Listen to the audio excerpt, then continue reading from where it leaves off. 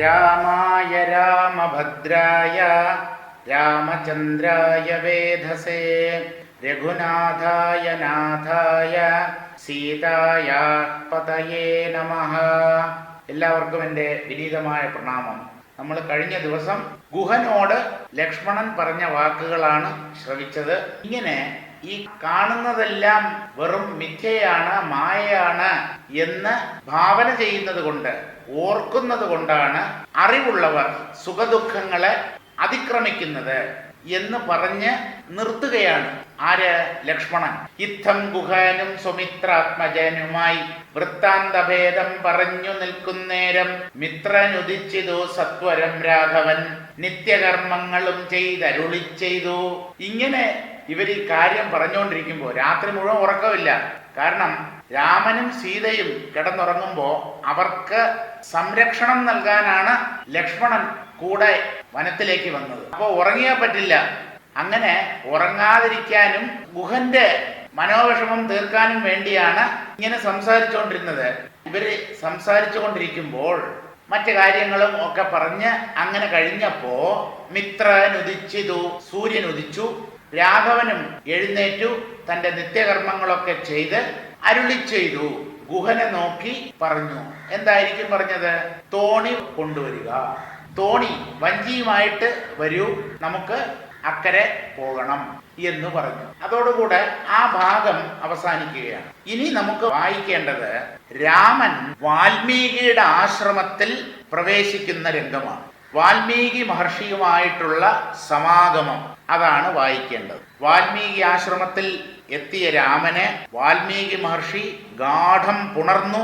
കണ്ണുകളിൽ നിന്ന് കണ്ണുനീർത്തുള്ളികൾ, ദുഃഖം കൊണ്ടല്ല സന്തോഷാശ്രുക്കൾ പുറത്തേക്ക് ഒഴുകി.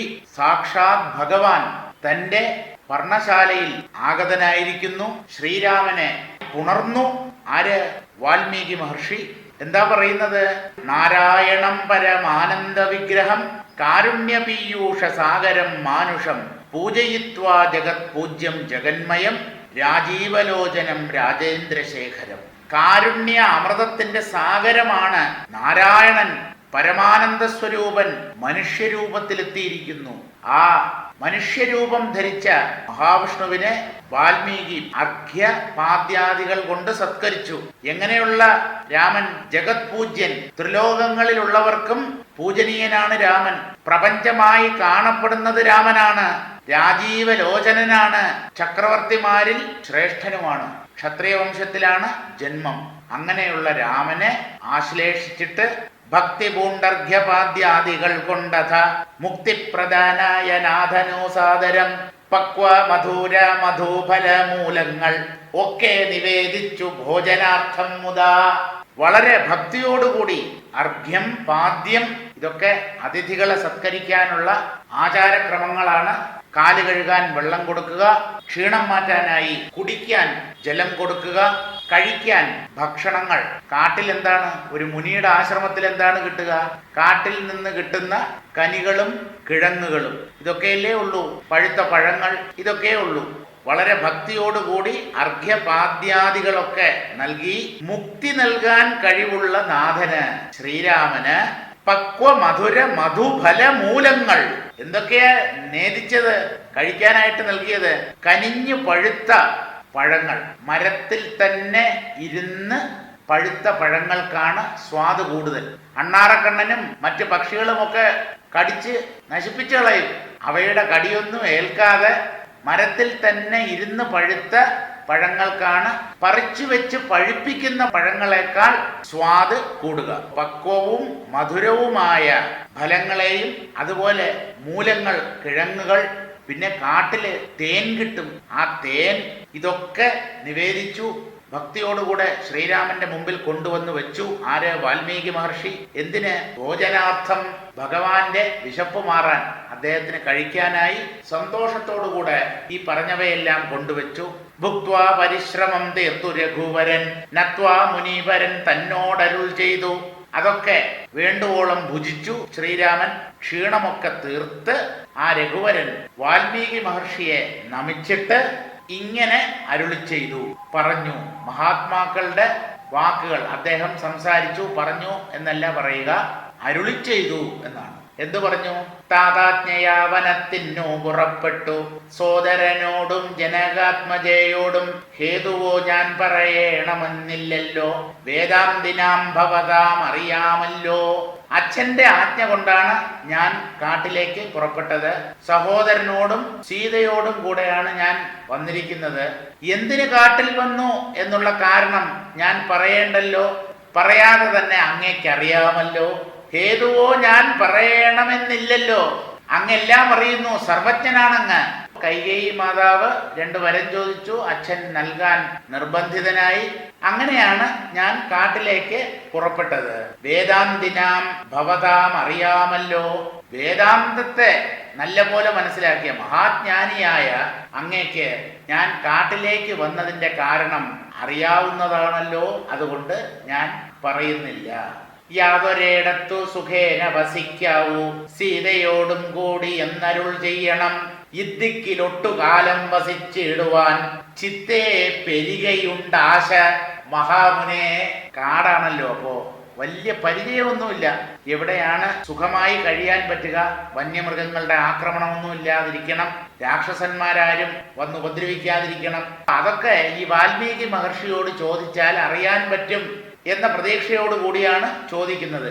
യാതൊരിടത്തു സുഖേന വസിക്കാവൂ. പ്രഭോ, എവിടെയാണ് സുഖമായി താമസിക്കാൻ പറ്റിയ സ്ഥലം? സീതയോടും കൂടി എന്നരുൾ ചെയ്യണം. ഞങ്ങൾ 2 ആണുങ്ങളല്ല വന്നിരിക്കുന്നത്, എന്റെ പത്നിയായ സീതയും കൂടെ ഉണ്ട്. അപ്പൊ ഒരു സ്ത്രീയും ഒപ്പം ഉണ്ട്. അപ്പൊ സ്ത്രീകൾക്ക് സുരക്ഷിതമായ ഒരു സ്ഥാനമായിരിക്കണം വാസത്തിനായി, താമസിക്കാനായി തിരഞ്ഞെടുക്കേണ്ടത്. ഈ കാര്യങ്ങളൊക്കെ അങ്ങ് മനസ്സിലാക്കിയിട്ട് പറ്റിയ ഒരു സ്ഥലം നിർദ്ദേശിക്കണം. ഞങ്ങൾ ഇവിടെ കുറെ കാലം അങ്ങ് താമസിക്കാൻ തീരുമാനിച്ചിരിക്കും. ഇപ്പൊ ഉടനെ ഒന്നും പോകുന്നില്ല. ഇദ്ദിക്കിലൊട്ടുകാലം വസിച്ചിടുവാൻ ചിത്തേ പെരിക ഉണ്ടാശ. മഹാമുനെ, ഈ പ്രദേശം എനിക്ക് വല്ലാണ്ട് ഇഷ്ടപ്പെട്ടു. ഈ പരിസരത്ത് കുറെ കാലം വസിക്കാൻ എനിക്ക് വലിയ ആഗ്രഹം തോന്നുന്നു, പെരുത്താശയുണ്ട് എന്നാണ് രാമൻ മഹാമുനിയോട് പറയുന്നത്. ഇങ്ങനെയുള്ള ദിവ്യന്മാരിരിക്കുന്ന മംഗലദേശങ്ങൾ മുഖ്യവാസോചിതം. അങ്ങയെപ്പോലെയുള്ള അനേകം മഹർഷിമാർ വസിക്കുന്ന ഈ സ്ഥലം വളരെ പവിത്രമാണ്. അങ്ങയെപ്പോലുള്ളവരുടെ സാമീപ്യം ഞാൻ കൊതിക്കുന്നു. അതുകൊണ്ട് ഇങ്ങനെയുള്ള മംഗലദേശങ്ങൾ, ശരീരത്തിനും മനസ്സിനും സന്തോഷം നൽകുന്ന പ്രദേശങ്ങൾ വാസസ്ഥാനത്തിന് പറ്റിയതാണ് എന്ന് ഞാൻ മനസ്സിലാക്കിയിരിക്കുന്നു. അതുകൊണ്ട് ഇവിടെ തന്നെ വസിക്കാനാണ് ഞാൻ ആഗ്രഹിക്കുന്നത് എന്ന് പറഞ്ഞു. എന്നതു കേട്ടു വാൽമീകി മഹാമുനി മന്ദസ്മിതം ചെയ്തിവണ്ണമരുൾ ചെയ്തു. ഇങ്ങനെ രാമൻ പറഞ്ഞത് കേട്ടിട്ട് വാൽമീകി മഹർഷി പുഞ്ചിരി തൂകിക്കൊണ്ട് പറഞ്ഞു, സർവലോകങ്ങളും നിങ്കൽ വസിക്കുന്നു, സർവലോകേഷു നീയും വസിച്ചിടുന്നു. ഇങ്ങനെ സാധാരണം നിവാസസ്ഥലം അങ്ങനെയാകയാൽ എന്തു ചൊല്ലാവതും. രാമൻ താമസിക്കാൻ പറ്റിയ സ്ഥലം എവിടെ എന്നാണ് ചോദിച്ചത്. അതിന് മഹാമുനിയായ വാൽമീകി മഹർഷി നൽകുന്ന ഉത്തരം എന്തെന്നോ, സർവലോകങ്ങളും നിങ്കൽ വസിക്കുന്നു. എല്ലാ ലോകങ്ങളും പ്രഭോ അങ്ങയിലാണല്ലോ നിലനിൽക്കുന്നത്. ലോകങ്ങളുടെ വാസസ്ഥാനമാണ് അങ്ങ്. അങ്ങയെ ആശ്രയിച്ചാണ് ലോകങ്ങൾ നിൽക്കുന്നത്. അതുപോലെ സർവലോകേഷു നീയും വസിച്ചിടുന്നു. നിന്നിലാണ് ലോകങ്ങളെല്ലാം സ്ഥിതി ചെയ്യുന്നത്.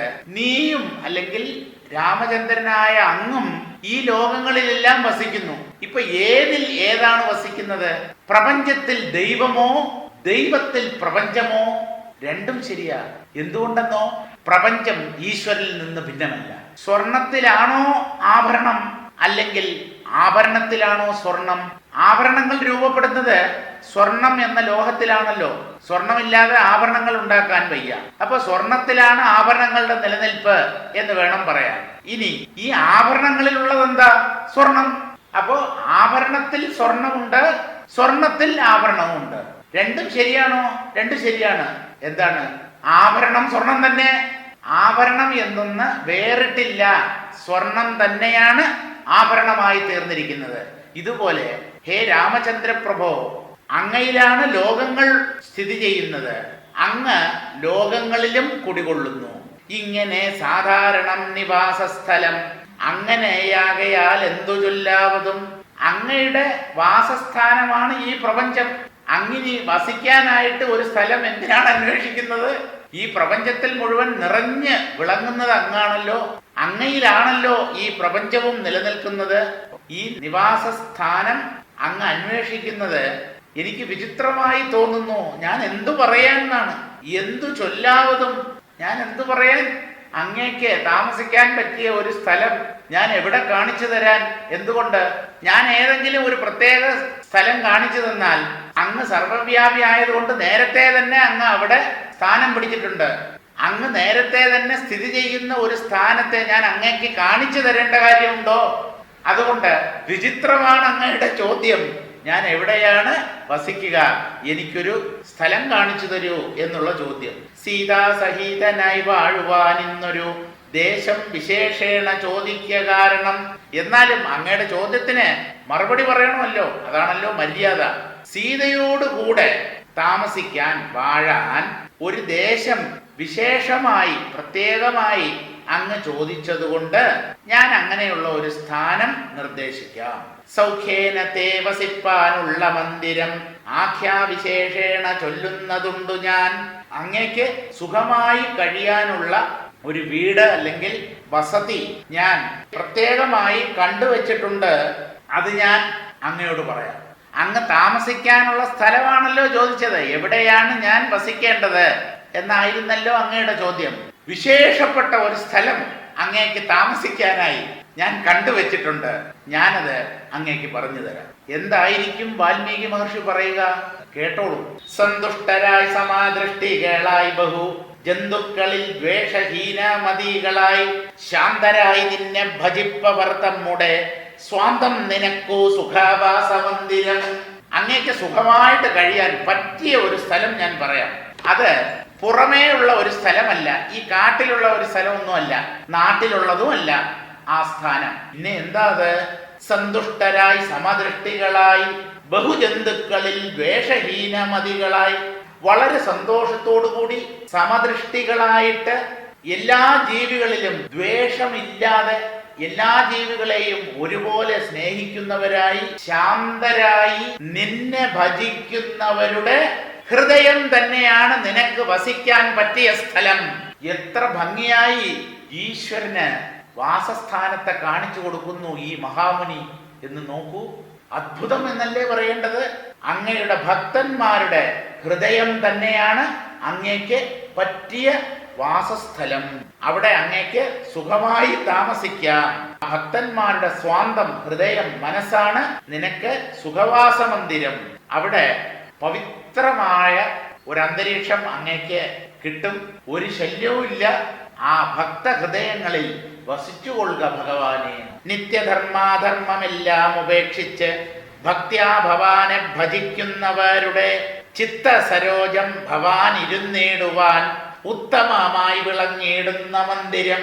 വീണ്ടും ഭക്ത ഹൃദയങ്ങളെ വർണ്ണിക്കുകയാണ്. നിത്യധർമാധർമ്മം എല്ലാം ഉപേക്ഷിച്ച്, ഈ ധർമ്മം അധർമ്മം ഇങ്ങനെയുള്ള ദ്വൈത ചിന്തകളെയൊക്കെ ഉപേക്ഷിച്ച് സദാ ഈശ്വര ചിന്തയോടുകൂടെ കഴിയുന്ന ഭക്തന്മാരുടെ ഹൃദയമാണ് അങ്ങ് വസിക്കാനായി തിരഞ്ഞെടുക്കേണ്ടത്. ഭക്ത്യാ ഭവാനെ ഭജിക്കുന്നവരുടെ, ഭക്തിയോടുകൂടെ അങ്ങയെ ഭജിക്കുന്നവരുടെ, അങ്ങയോട് ഭക്തി പ്രദർശിപ്പിക്കുന്നവരുടെ ചിത്തസരോജം, മനസ്സാകുന്ന താമരയുണ്ട് പ്രഭോ, അവിടെ അങ്ങേക്ക് സുഖമായി ഇരിക്കാം. മൃദുവായ ആസനം. ആ ചിത്തസരോജത്തിൽ ഭവാൻ ഇരുന്നിടുവാൻ ഉത്തമമായി വിളങ്ങിയിടുന്ന മന്ദിരം. ഭക്തഹൃദയങ്ങളിൽ ആ ഹൃദയത്തെ തന്നെ താമരയോട് ഓമിക്കുകയാണ്. ആ ഭക്തന്മാരുടെ ഹൃദയ താമരയിൽ അങ്ങ് ഉത്തമമായി വസിച്ചോളൂ. അതാണ് അങ്ങേക്ക് താമസിക്കാൻ പറ്റിയ സ്ഥലം. അവിടെ ഒരു മാലിന്യവുമില്ല, ഒരു ബുദ്ധിമുട്ടുമില്ല. പ്രശാന്തമാണ് ആ ഭക്തജനങ്ങളുടെ ഹൃദയം. അവിടെ അങ്ങ് വാണുകൊള്ളുക. നിത്യവും നിന്നെ ശരണമായി പ്രാപിച്ചു നിർദ്വന്ദ്വരായി നിസ്പൃഹരായി നിരീഹരായി ത്വന്മന്ത്ര ജാപകരായുള്ള മാനുഷർ തന്മനഃപങ്കജം തേ സുഖമന്ദിരം. വീണ്ടും ഭക്തഹൃദയ താമരയെ പറയുകയാണ്. നിത്യവും നിന്നെ ശരണമായി പ്രാപിച്ച് അങ്ങയുടെ ഭക്തന്മാർ അങ്ങയെ മാത്രമേ ശരണം പ്രാപിക്കുന്നുള്ളൂ. അങ്ങയെ കവിഞ്ഞ് അവർ ഒന്നിനെയും ആശ്രയിക്കുന്നില്ല. സർവഥാ അങ്ങയെ മാത്രമാണ് അവർ ആശ്രയിക്കുന്നത്. നിർദ്വന്ദ്വരായി അവരുടെ ഉള്ളിലുള്ള ദ്വന്ദ്വങ്ങളൊക്കെ അസ്തമിച്ചിരിക്കുന്നു. വിരുദ്ധഭാവങ്ങൾ അവരുടെ ഉള്ളിൽ ഉണ്ടാവുന്നില്ല. നിർമ്മലമാണ് അവരുടെ ഹൃദയം. ദ്വന്ദ്വങ്ങളെ ഈശ്വരമയമായി കാണുന്നു. എല്ലാം ഭഗവാന്റെ കളി എന്ന് കാണുന്നവരാണ് നിർദ്വന്ദ്വർ. ആ നിർദ്വന്ദ്വത ഉള്ളതുകൊണ്ട് നിസ്പൃഹരായിരിക്കുന്നു. ഒന്നിലും ആഗ്രഹമില്ലാത്തവരായി കഴിയുന്നു. നിരീഹരായി, സ്പൃഹയില്ല, മനസ്സുകൊണ്ട് ഒരു ഒട്ടലില്ല. അതുകൊണ്ട് തന്നെ അവരുടെ ഉള്ളിൽ ആഗ്രഹങ്ങളുമില്ല. അവരെന്താ ചെയ്യുന്നത്? ത്വന്മന്ത്ര ജാപകരായുള്ള മാനുഷർ, അങ്ങയുടെ മന്ത്രം മാത്രമാണ് അവർ എപ്പോഴും ജപിച്ചുകൊണ്ടിരിക്കുക. രാമനാമമല്ലാതെ മറ്റൊന്നുമില്ല അവർക്ക് ആശ്രയമായിട്ട്. അങ്ങയുടെ മന്ത്രത്തെ തന്നെ ജപിച്ചുകൊണ്ടിരിക്കുന്ന മനുഷ്യരുടെ മനഃപങ്കജം, മനസ്സാകുന്ന താമരയാണ് അങ്ങേക്ക് താമസിക്കാൻ പറ്റിയ ഇടം.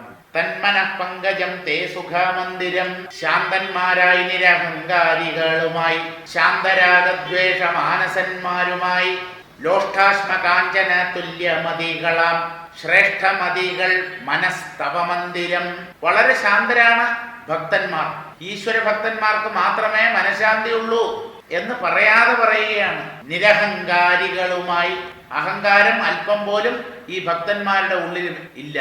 അപ്പോൾ നിരഹങ്കാരികളും ശാന്തന്മാരുമായി, അതുപോലെ ശാന്തരാഗദ്വേഷ മാനസന്മാരുമായി, രാഗം, ദ്വേഷം, ഇഷ്ടം, വെറുപ്പ്, ഇങ്ങനെയുള്ള ഭാവങ്ങൾ ഭക്തന്മാരുടെ ഉള്ളിൽ അശേഷം ഉണ്ടാവില്ല. അങ്ങനെയുള്ള മനസ്സോട് കൂടിയവരായി ലോഷ്ഠ അശ്മ കാഞ്ചന തുല്യമതികളാം. ലോഷ്ഠം മണ്ണാങ്കട്ട, അശ്മം കല്ല്, കാഞ്ചനം സ്വർണം, ഇതെല്ലാറ്റിനെയും തുല്യമായി കാണുന്നു. സാധാരണക്കാരുടെ മുമ്പിൽ ഈ മൂന്ന് സാധനങ്ങളും വെച്ചു നോക്കൂ. മണ്ണാങ്കട്ടയും കല്ലും ആർക്കും വേണ്ട, എല്ലാവരും കാഞ്ചനത്തെ ആയിരിക്കും ഗ്രഹിക്കുക.